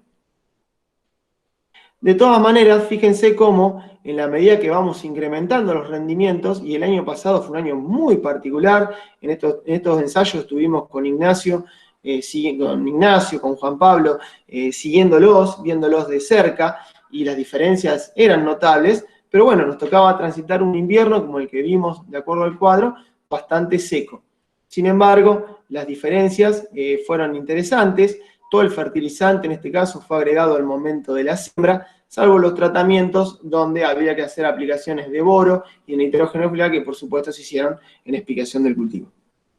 Después, en otro ensayo complementario, vamos a ver también de que esto de haber tenido el fertilizante desde la siembra, tanto el fosforado como el nitrogenado, puede haber sido, de acuerdo al año que terminó siendo desde lo climático, una ventaja. Este es el resultado del cuadro gráfico de resultados de ese ensayo. Bueno, ahí está lo mismo que veíamos recién en el dato, está graficado, esto es un poquito más visible. Pero bueno, muchas veces cuando uno plantea el cultivo de trigo, y acá voy al ambiente de nuevo, si no parte de un correcto diagnóstico, no sabe dónde está parado desde el punto de vista de la cantidad de nutriente que tiene para ofrecerle al cultivo. De esa manera está decidiendo una fertilización a ciegas. Y el porcentaje de lotes muestreados para hacer buenos diagnósticos de fertilización en nuestra zona es muy bajo. El trabajo de Plexagro hablaba de un 19% de lotes muestreados, de productores que hacen y asesores que hacen análisis de suelo para definir las estrategias de fertilización de los cultivos.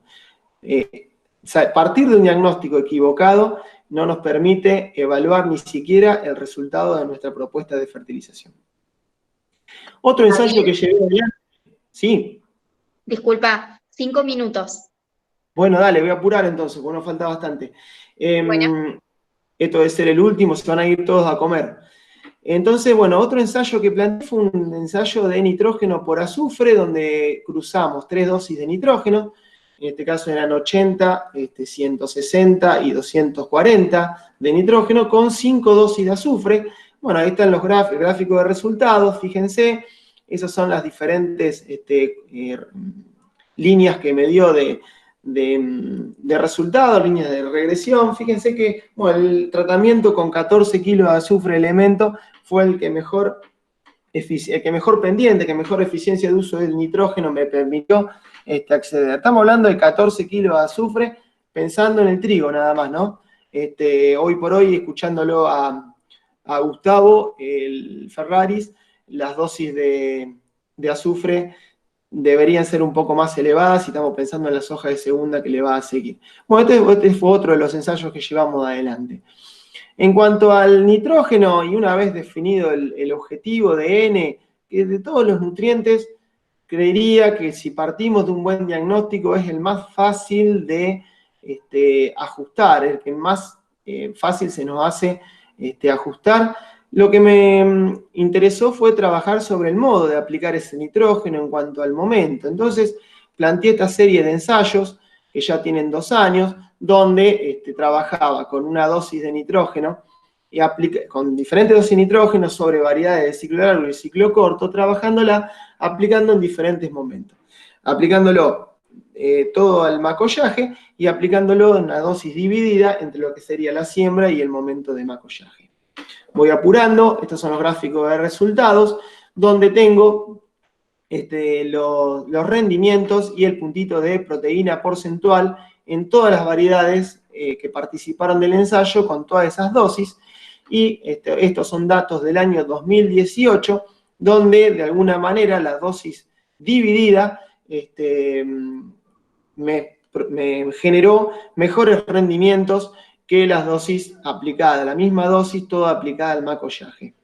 Esto se repitió en el caso de los grupos de ciclo más corto, en el caso de ceibo, potro, rayo y valor. Siempre trato de trabajar también con variedades que sean predominantes en el mercado. ¿Y qué pasó después? Apareció 2019, donde la cuestión cambió desde el punto de vista climático, y fíjense que en este caso, repitiendo el mismo ensayo, inclusive apuntando a un poquito más de nitrógeno, porque el año 2018 nos dejó con la sensación de que podíamos explorar un escalón más. Fíjense sobre todo en los tratamientos de menor cantidad de nitrógeno, donde en este caso comparé la siembra con la dosis dividida, o sea, en lugar de aplicar todo el frente del macollaje, lo hice a la siembra, y fíjense que cuando ajustamos sobre los valores de nitrógeno más bajos, la respuesta estuvo a favor de la siembra, y esto fue significativo. Desde el punto de vista estadístico, fue significativo. ¿Qué pasó con la dosis dividida? No desentonó en ninguno de los otros tratamientos donde la dosis objetivo de nitrógeno fue mayor. Y las dosis de macollaje fueron prácticamente esto se lo tengo que contar, me tienen que creer, ya va a estar todo publicado, la dosis de macollaje fueron muy parecidos a lo que fue dosis dividida, por lo cual, a pesar de que el año fue muy seco, en este sentido, cuando el nitrógeno faltó, tener el nitrógeno al momento de la siembra fue una ventaja para el cultivo. Cuando empiezo a incrementar la dosis de nitrógeno, de alguna manera empiezo a borrar ese efecto, pero en ninguno de los casos se dio la situación que se dio en la situación anterior, donde la dosis dividida estaba por encima de la de macollaje. Bueno, estas son un poquito las conclusiones que recién le comenté. En cuanto a la proteína, en el año 2018 mostró estar muy fuertemente asociada a la variedad y a la dosis de nitrógeno total del ciclo cultivo, pero obviamente mostraba una tendencia a incrementar su valor solamente en aquellas variedades que son más rígidas en la construcción de proteína.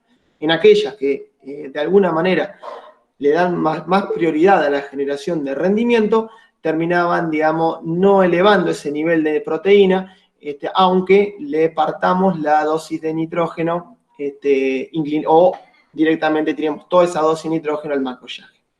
Obviamente las nuevas variedades de trigo siempre requieren mayor cantidad de nitrógeno y obligan a revisar los modelos de balance, ¿no? Y bueno, esto que de generar información sigue siendo muy importante. En cuanto a lo que es fósforo y zinc, lo hago más cortito, en este caso son muchas localidades, son Bragado, Belloc, Bolívar, esto lo hicimos en red con otras agencias de INTA, donde tratamos de explorar un poquito el escalón de fósforo. No encontramos en este caso un efecto de fósforo, encontramos un efecto de fósforo tal cual lo ven ustedes ahí en la pantalla. Lo que no vemos es el escalón de 15 a 30. En ese sentido, desde el punto de vista de la significancia estadística, no nos estaría dando una respuesta. Si dice, bueno, si vos ponés fósforo, de manera definitiva te diferencias de un testigo sin fósforo. Ahí está lo que yo les comentaba a la derecha, las barras amarillas, lo de la dosis de fósforo que recién les comentaba. Y algo que acá empezamos a ver, en este caso no fue significativo, en este ensayo particularmente de Bragado, el efecto del zinc, de agregar zinc a trigo.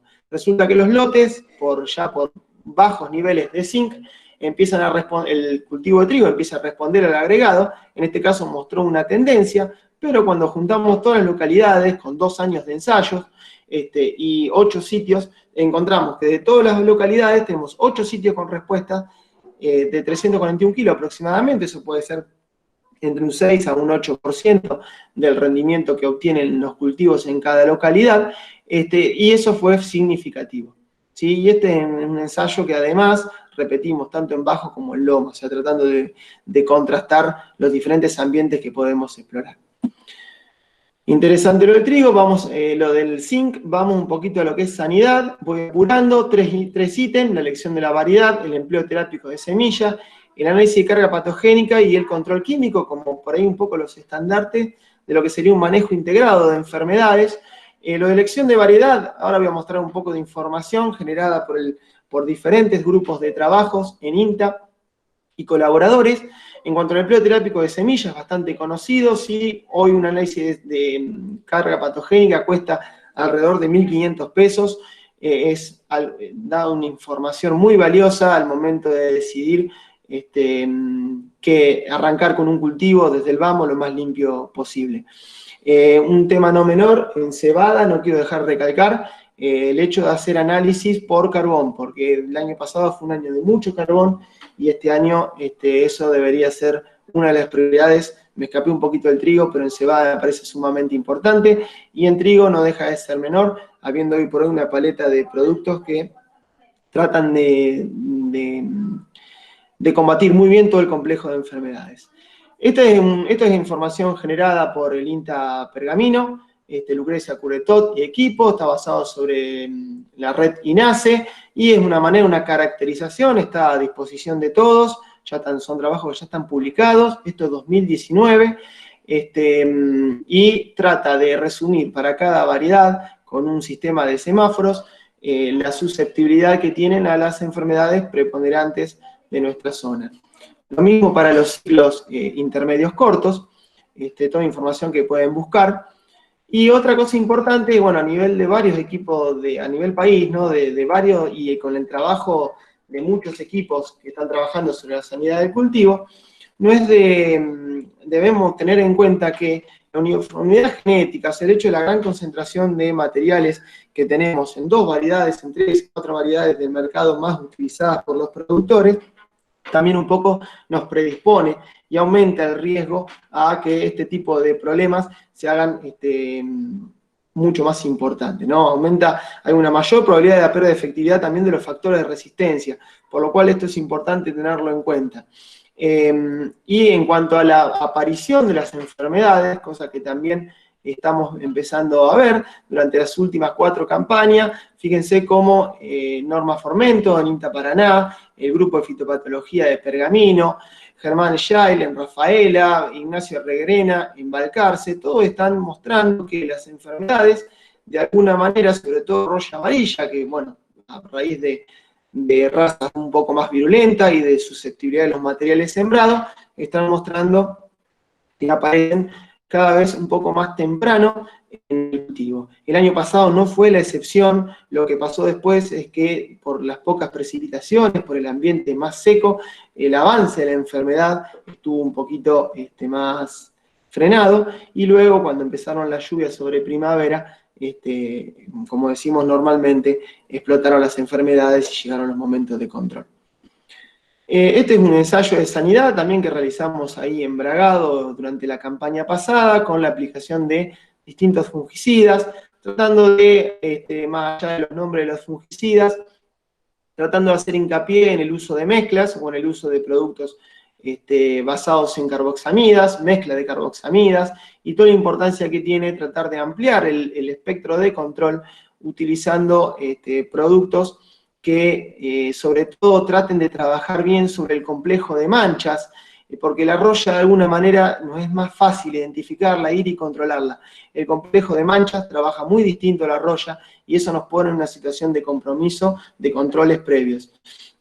Siempre el hecho de utilizar principios activos combinados terminó dando buenos resultados por sobre el uso de los productos solo. Siempre las aplicaciones tempranas tuvieron mejores controles, tuvieron mejores, el cultivo tuvo mejor comportamiento frente a las enfermedades, al estar sano un poquito más temprano, y esto, bueno, la roya amarilla de alguna manera acostumbró al monitoreo de los lotes de manera más temprana, y eso nos permite por ahí manejar de mejor manera lo que es roya anaranjada y demás enfermedades.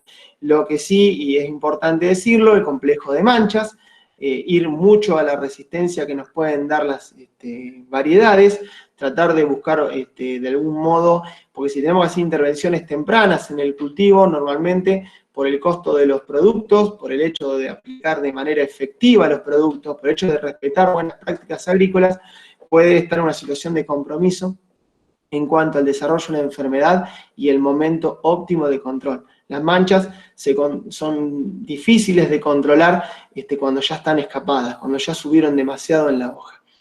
Bueno, solamente de cebada, como para agregar algo, también, así como las rollas son bastante más preponderantes como enfermedades en el trigo, en el caso de la cebada, las enfermedades foliares, y como las variedades más utilizadas de cebada están cada vez más comprometidas desde el punto de vista del complejo de manchas. Un poco de información, que ya les digo, está todo publicado. Quería ponerlo acá porque frente a las enfermedades, más allá de los tratamientos químicos y las posibilidades que tengamos desde el punto de vista de las herramientas para aplicar, el hecho de partir de variedades menos susceptibles siempre va a ser una ventaja, una toma de decisión mucho más segura para los productores y para nosotros como asesores. Bueno, no mucho más, resumo de un poco de lo que fue para la charla. En la rotación es de gran utilidad del sistema. Tenemos que buscar alto rendimiento y construir esa calidad, ajustar el manejo del cultivo a los ambientes disponibles. No hay soluciones mágicas, no hay recetas, por el contrario, creo que hay muchas herramientas disponibles y a veces no las usamos como corresponde. Y lo otro es tratar de pensar siempre de manera holística la búsqueda de la rentabilidad en un marco de respeto por medio ambiente y sistema productivo. Yo no tengo mucho más, no me quiero extender más, quedo abierto a preguntas y desde ya agradezco una vez más la posibilidad de participar en este tipo de charlas. Gracias. Muy bien, David. Muchas gracias. Muy, muy claras las explicaciones. Esperamos unos segunditos para ver si hay alguna consulta. Mientras tanto, reiteramos el agradecimiento a nuestros 3 disertantes, a Guillermo García, Nacho Alzueta y David Melión, por haber dedicado este tiempo, por haber preparado la charla con tanta predisposición. Agradecemos al INTA, a la agencia del INTA, y a nuestros auspiciantes, Agroservicios TM SRL, Eduardo Veraza, Sociedad Anónima, Rigara, Sociedad Anónima y Verde Siembra. En nombre de la IACA, agradecemos también a todos los colegas que se sumaron. Bueno, David, no veo que alguien escriba ninguna respuesta, ninguna pregunta, perdón. Los canalizamos por privado. Que no sean tímidos, Dai. ¿Cómo? Hay varios conocidos que no sean tímidos, que se animen. Sí, alguien, por favor. Tan claro no podemos haber sido. No huyan a cenar todavía. Claro. No a cocinar o lavar algo, así que aprovechen. No. Bueno, si surgen dudas, a ver, alguien escribió. David, tenemos una pregunta para vos. Sí, ahí la estoy viendo. Perfecto. ¿Qué opinan sobre incorporar la urea antes de la siembra? Es una muy buena práctica. O sea, uno de los problemas que tiene la urea, o por ahí en muchos casos al momento de decidir la aplicación, es la volatilización o la pérdida, digamos, el escape de nitrógeno por diferentes vías. La posibilidad de incorporarlas reduce de alguna manera esa posibilidad, que en cultivos invernales es un poco más baja que lo que es para un cultivo estival, por supuesto. Pero da por ahí una ventaja desde el punto de vista de mejorar la disponibilidad y tener nitrógeno de manera más temprana en el cultivo. ¿Qué cuidado habría que tener? Bueno, a veces la dosis a aplicar, cuando son dosis muy altas, debería ser esperable que tengamos la precaución de que si estamos en un suelo donde por lavado ese nitrógeno puede correr un poquito hacia abajo y escaparse de la acción de las raíces del cultivo o que el cultivo las alcance de manera un poco más tardía en el lote. Tener esa precaución, pero como práctica es una buena alternativa. Muy bien, muy claro. Tenemos otra pregunta, David. Sí, ahí Marcelo Mauro. Han podido evaluar otras fuentes de nitrógeno. Sí, hemos evaluado fuentes sólidas, fuentes líquidas, y dentro de las fuentes sólidas, fuentes que tienen más que ver con nitrato de amonio calcáreo frente a una urea, sí, y con muy buenos resultados. Una vez que uno decide el ajuste de nitrógeno, o sea, que tiene parte de un buen diagnóstico, y llega el momento de decidir cuánto nitrógeno aplicar, todas las fuentes se han comportado muy bien. Luego queda en cuanto a desde el punto de vista de la logística, qué es lo que el productor o qué es lo que el asesor le conviene para controlar mejor, para aplicar mejor y dónde se le escapan menos variables que le puedan generar un inconveniente, tanto en costo como en lo productivo. Bien. Tenemos otra pregunta de Nicolás Iluso. ¿Zinc mejor aplicarlo en macollaje o en espigazón? Buenísima pregunta. Gracias, Nico. Mirá, yo opino que el zinc es un nutriente muy poco móvil, está en el suelo, es antagónico con el fósforo, a veces cuando las fertilizaciones fosforadas son altas, hay menos zinc en solución. Normalmente creo que es mejor aplicarlo de manera temprana en el cultivo, frente a esperar momentos ya de definición de rendimientos. Así que yo iría en la dirección de tratar de aplicarlo lo antes posible. Bien. Respondemos la última pregunta de Federico y damos cierre a la jornada.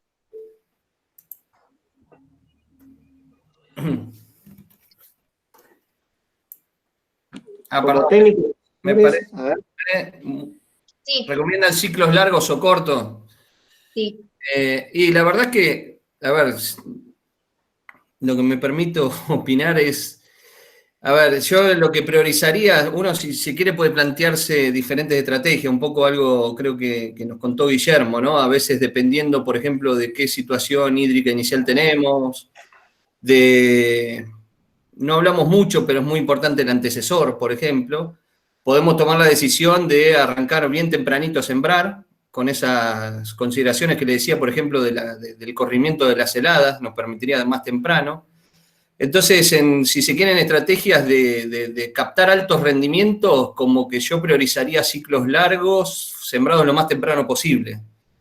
Pero quiero que recuerden algo que intenté transmitirles, no sé si con la suficiente claridad, pero la clave está en que el cultivo entre en periodo crítico en el mejor momento, en el Q que contaba Guillermo al inicio, y me parece que eso lo logramos con tantos ciclos largos o ciclos cortos.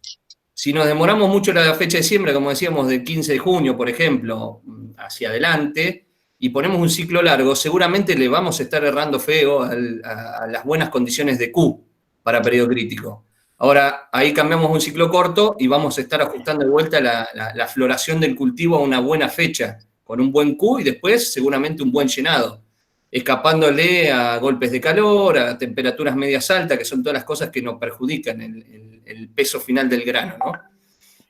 Porque podemos haber hecho un muy buen laburo fijando granos, número de granos muy altos, pero si nuestro llenado está expuesto a situaciones de temperaturas medias elevadas y de golpes de calor, vamos a perder mucho rendimiento. Y una cosa que no quiero dejar de lado, que algo que resaltaba David hace un rato, que es que tenemos que tener una visión holística de los cultivos, si se quiere una visión más sistémica, un enfoque sistémico, y ahí es donde me parece que por lo menos no podemos escaparnos de hacer un trigo sin pensar en una soja de segunda, en un sistema agrícola, ¿no?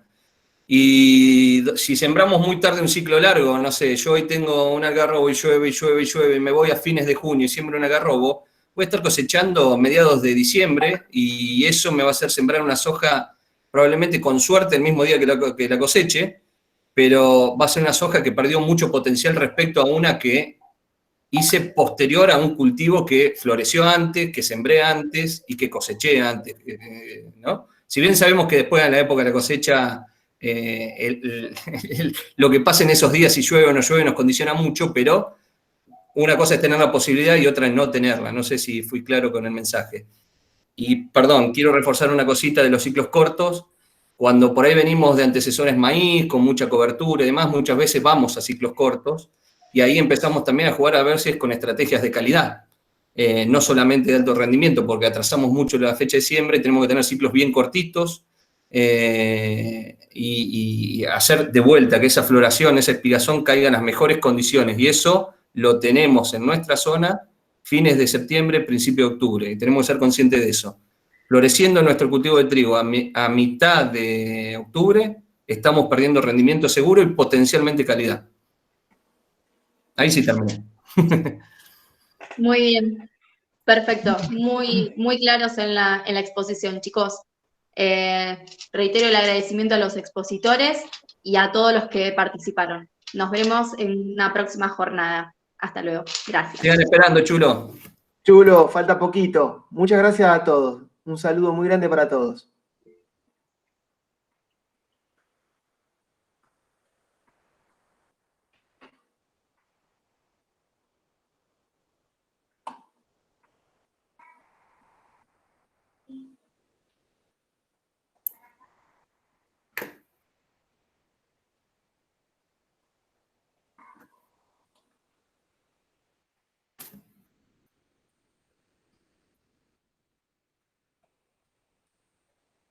Colo, buenísimo, muchas gracias, monstruo. ¿Hablamos mañana? Dale, Nacho. Muy bueno también la de ustedes, che. Un lujo. Gracias, Gracias. Gracias a los chicos que apoyaron también la charla de acá, ¿no? Las agronomías de acá. Así que esperemos seguir por este camino, que sin COVID, pero con buenas jornadas. Tal cual. Bueno, che, muchas gracias de nuevo. Interesantísimo las charlas y los aportes. Y mucha gente, la verdad que re lindo. Bárbaro. Guille, andás por ahí, muchas gracias. Gracias a ustedes, muy bueno. Gracias por el aporte. Nos vemos. ¿Y el Presi no habla? Lo quiero emocionado. Hola a todos.